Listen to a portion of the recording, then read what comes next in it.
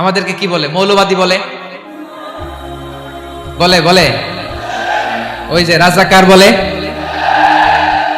হ্যাঁ, রাজাকার রাজাকার খেলার দিন শেষ। মন মতো হইলে মুক্তিযোদ্ধা, মন মতো না হইলে রাজাকার, এই দিন শেষ। ওই দিন আর নাই, এই কার্ড দিয়ে আর খেলার দিন নাই। এগুলো মানুষ আর খায় না এখন, এগুলো গিলে না আর। সাধারণ মানুষ বড্ড সচেতন। দেখেন কালের বিবর্তনে, সময়ের আবর্তনে একই পরিক্রমা আমাদেরকে ট্যাগিং করে, আমাদেরকে মৌলবাদী বলে, ব্যাকডেটেড বলে, রাজাকার বলে, জঙ্গি বলে, যুদ্ধাপরাধী বলে। আছে না এরকম? ওয়াসবির আলা মা ইয়াকুলুন, নিজের সাথে মিলায় না, যা বলে ধৈর্য ধারণ করো। ওয়াহজুরহুম হাজরান জামিলা, জাস্ট ইগনোর দেম, ভালোভাবে ইগনোর করেন, খালাস, সালাম দিয়ে কেটে পড়ে। তাহলে প্রিয় ভাইরা, এই বিপদ আপদ আমাদের পিছু ছাড়বে না, পিছু ছাড়বে না। নবীদের পিছু ছাড়ে নাই, আমরা কোথায়? আমরা আর কি? বিপদ আমাদেরকে ধৈর্য ধারণ করতে হবে, মনোবল হারাইলে হবে না।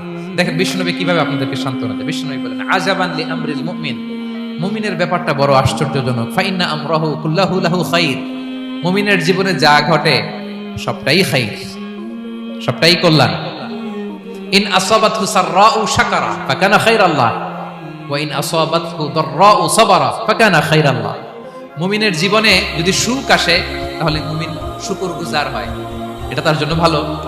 আর যদি মুমিন জীবনে দুঃখ আসে তাহলে সে সবর ইখতিয়ার করে, এটাও তার জন্য ভালো। সুবহানাল্লাহ। তাহলে দেখেন, আমরা হয় সুখে থাকি নয় দুঃখে থাকি, ঠিক কিনা বলেন? তাহলে সুখের সময় আমরা শুকর করি, কি করি? শুকরগুজার হই। শুকরিয়া করাও একটা ইবাদত, শুকরিয়া করাও কি? আর দুঃখের সময় আমরা সবর করি, সবর করাটাও একটা। তাহলে আমাদের পুরো জীবনটাই ইবাদত, পুরো জীবনটাই সুখের সময় শুকর আর দুঃখের সময় সবর। আওয়াজ করে বলেন, সুখের সময় শুকর আর দুঃখের সময়। এই দুই ইবাদত মুমিন জীবনে চলমান, কন্টিনিউয়াস, একটা উইন উইন সিচুয়েশন। কি বল? উইন উইন হয়ে গেল না? যেই পরিস্থিতিতেই থাকে আমাদের জন্য লাভ। আল্লাহু আকবার। তাহলে প্রিয় ভাইরা, এটাই জীবনের বাস্তবতা। সবর আমাদেরকে ইখতিয়ার করতে হবে, হতাশ হওয়া যাবে না। অনেকে আমরা অল্পতে হতাশ হই। এই যে আমরা ধৈর্য ধারণ করছি, এর ফল পাচ্ছি না। দীর্ঘ দেড় দশক ধরে ধৈর্য ধারণ করছেন না আপনারা? এখন মুক্তি, স্বাধীনতা, বিজয় এনে দিয়েছে কে? ধৈর্য ধারণ করুন। ধৈর্যের যে ফলাফল, এটা বড় মিষ্টি। ধৈর্য এমন একটা গাছ, এই গাছের সারা গায়ে কাটা, কিন্তু এর ফলটা বড় সুস্বাদু, এর ফলটা বড় মিষ্টি। ধৈর্য ধারণ করার অভ্যাস করতে হবে প্রিয় ভাইরা। মুমিন হতাশ হয় না, হাল ছেড়ে দেয় না। মুমিন ভরসা রাখে একজনের উপর, তিনি কে? লা তাইয়াসু মির রাউহিল্লাহ ইন্নাহু লা ইয়াইয়াসু মির রাউহিল্লাহি ইল্লাল কওমুল কাফিরুন। আল্লাহর রহম থেকে, রহম থেকে নিরাশ হয়ে যাও। কাফির ছাড়া, অকৃতজ্ঞ ছাড়া কেউ আল্লাহর রহ থেকে, আশা থেকে নিরাশ হয় না। শয়তানের সবচেয়ে বড় মিশন হলো আমাদেরকে হতাশ বানানো। এটা খেয়াল রাখবেন। শয়তানের সবচাইতে বড় মিশন কি? আমাদেরকে হতাশ করে দেয়া। হতাশ বানাইতে পারলে সে সাকসেসফুল, খুশি। কিন্তু আমরা এত সহজে হতাশ হই না, আমরা নিরাশ হই না, আমরা বিপদে হাল ছেড়ে দেই না। আমরা ভরসা রাখি এক মহান সত্তার উপর, তিনি কে? মনে থাকবে? বিপদ আসলে ভেঙে পড়বেন, ভিসা না হইলে কান্নাকাটি শুরু করবেন, ব্যবসায় লস হইলে হাউমাউ, হ্যাঁ, দেশ থেকে কোনো দুঃসংবাদ আসলে হতাশ হবেন, ভেঙে পড়বেন।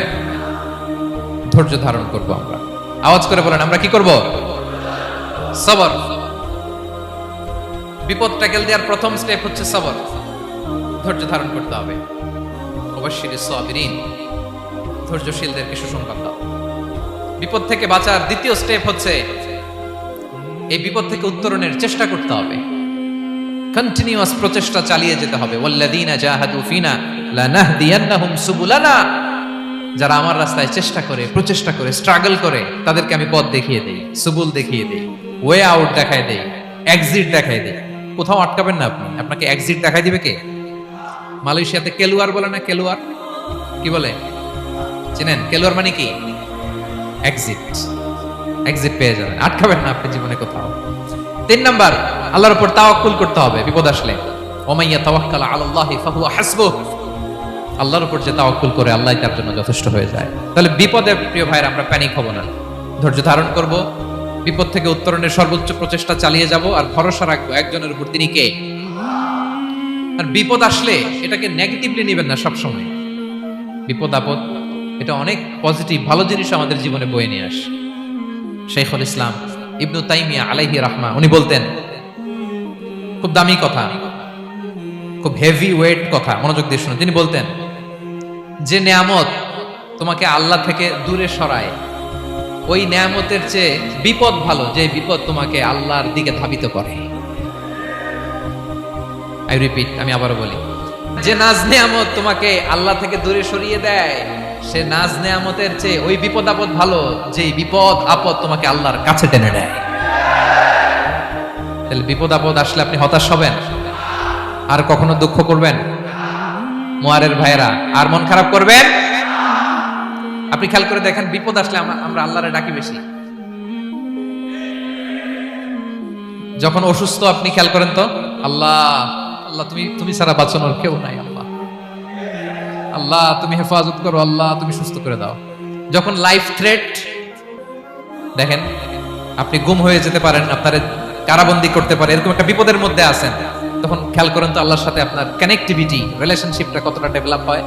কারণ বিপদে পড়লে আমরা আল্লাহরে ডাকি বেশি। তাহলে বিপদ আপদেরও কিছু পজিটিভ সাইড বা দিক আমাদের জীবনে আছে না নাই? অনেক পজিটিভ দিক আছে, কয়েকটা শেয়ার করি। এক নাম্বার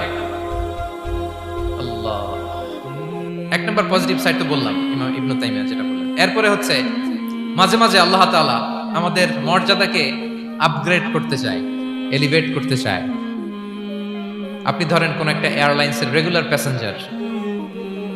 প্যাসেঞ্জার টিকিট কাটেন, মাঝে মাঝে হঠাৎ করে দেখবেন কাউন্টারে গেলে তারা বলে you are upgraded to business class, অথবা you are upgraded to first class. যেহেতু রেগুলার প্যাসেঞ্জার, অনেক মাইলস জমা হয়েছে, আপগ্রেড করে দেয়। আল্লাহ তাআলা মাঝে মাঝে চায় তিনি আমাদের মর্যাদাকে, র্যাঙ্ক, এটাকে আপগ্রেড করবেন, কিন্তু আমার যে আমল আখলাকের অবস্থা, ওইটা দিয়ে ওই আপগ্রেড র্যাঙ্কে যাওয়ার সুযোগ নাই। বুঝতেছেন কথা? আল্লাহ চায় আমার লেভেল একটু আপ করতে, কিন্তু আমার আমলের যে অবস্থা, এতে আমি ওখানে যাই না। তখন আল্লাহ কিছু বিপদ আপদ দিয়ে, পরীক্ষা দিয়ে বান্দাকে টেস্ট করে। ওই পরীক্ষায় যদি উত্তীর্ণ হন, সাথে সাথে আল্লাহ তাআলা আপনার লেভেল বা র্যাঙ্ক আপগ্রেড করে দেয়। সুবহানাল্লাহ বলবেন না? তাহলে লাভ না লস? আওয়াজ করে বলেন, লাভ না লস? মুমিন জীবনের সব লাভ। যত বিপদ আপদ আপনাকে স্পর্শ করে, প্রতিটাতেই আপনার জন্য কল্যাণ। বিষ্ণু ইসলাম বলেন, মা ইউসিবুল মুসলিমা মিন নাসাবিন ওয়ালা ওয়াসাবিন ওয়ালা হাম্মিন ওয়ালা হুজনিন ওয়ালা আযান ওয়ালা গাম্মিন হাত্তা শাওকাতি ইউশাকুহা ইল্লা কাফারাল্লাহু বিহা খাতায়া। আপনার জীবনে যত দুঃখ, যত যন্ত্রণা, যত টেনশন, যত অ্যাংজাইটি, যত ইনজুরি, এমনকি গোলাপ ফুল পাড়তে যে ওখানে যে কাটা বাঁধছে, বড়ই খেতে যে বড়ই গাছে ওঠার পর যে একটা কাটা বিঁধছে আপনার হাতে, এর কারণে আল্লাহ তাআলা আপনার গুনাহ মাফ করে দেয়। সুবহানাল্লাহ। তাহলে বিপদ আপদ দিয়ে আল্লাহ বান্দার মর্যাদাকে আপগ্রেড করে। বিপদ আপদে ফেলে আল্লাহ তাআলা বান্দার পাপ মোচন করে।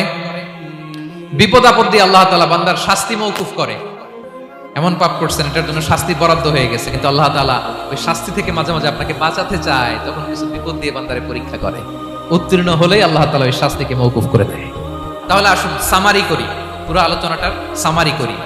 এক নম্বর সামারি হচ্ছে বিপদ আপদ, পরীক্ষা, স্ট্রাগল, কষ্ট, এটা সুন্নাতুল্লাহি ফিদ দুনিয়া।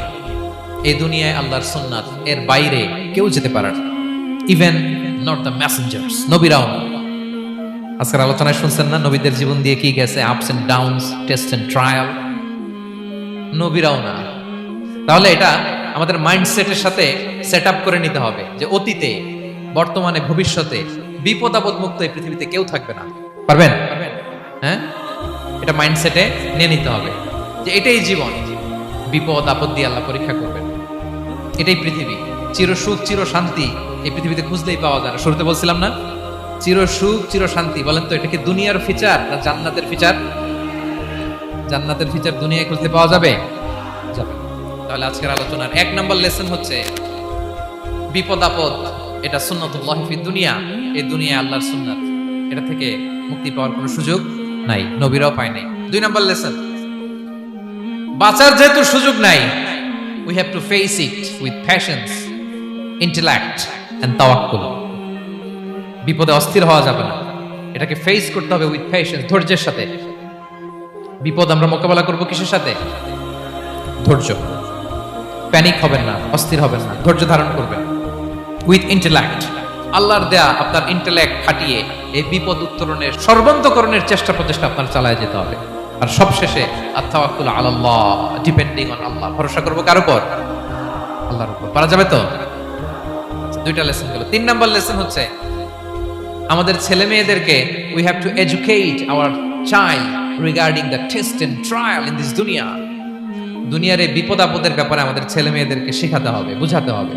ওরা ছোট মানুষ তো অস্থির হয়ে যায়, আব্বু আমার সাথে কেন এমন হয়, আমারই শুধু পেন্সিল চুরি হয়, আমারই শুধু এটা হয়, আমি পরীক্ষায় খারাপ করি, আমি ব্যথা পাই, আমার এই আমার সেই। ছোট মানুষ তো বুঝে না, ওরা বুঝাইতে হবে যে বাবা, this is the essence of life, এটাই জীবন, এটাই কি এই লাইফ হ্যাকস গুলো তাদেরকে শেখাইতে হবে। ডোন্ট বি প্যানিক, প্যানিক হওয়া যাবে না। This is how life is design, এটাই জীবন, বিপদ আপদ আসবে, এটাকে মেনে নিতে হবে, ছেলে মেয়েদেরকে শিখাইতে হবে, তাহলে তারাও প্যানিক হবে না। পারবেন তো ইনশাআল্লাহ? আচ্ছা, 4 নম্বর লেসন হচ্ছে যেটা আমরা জানলাম, এই বিপদ আপদ সবসময় আমাদের জন্য খারাপ না। Sometimes it brings care for us if dealt properly. ঠিকমতো বিপদকে ডিল করতে পারলে এটা আসলে আমার জন্য আখেরে কল্যাণই বয়ে নিয়ে আসে। কি বলেন, তাই না? কল্যাণ বয়ে নিয়ে আসে। সব শেষ কথা হলো, আমরা যেন এই বিপদগুলোকে প্রপারলি ডিল করতে পারি, আমরা যেন সবর ইখতিয়ার করতে পারি। আল্লাহর কাছে চাইতে হবে, দোয়া করতে হবে, কারণ তৌফিক দেওয়ার মালিক কে? আল্লাহর কাছে যেন আমরা কায়মনো বাক্যে প্রার্থনা করতে পারি, আল্লাহ এই বিপদকে যেন আমরা ডিল করতে পারি উইথ সাবর, উইথ ইন্টেলেক্ট, উইথ তাওয়াক্কুল। আসল হাতিয়ার হচ্ছে এটা, দোয়া। আল্লাহর কাছে চাইবেন, মনোযোগের সাথে চাইবেন, আন্তরিকতার সাথে চাইবেন। উদুল্লাহ ওয়া আনতুম মুকিনুনা বিল ইজাবা। বিষ্ণু বলেন এমন ভাবে চাও যেন তুমি অনেকটা কনফার্ম যে তোমার দোয়া আল্লাহ কবুল করবেনই।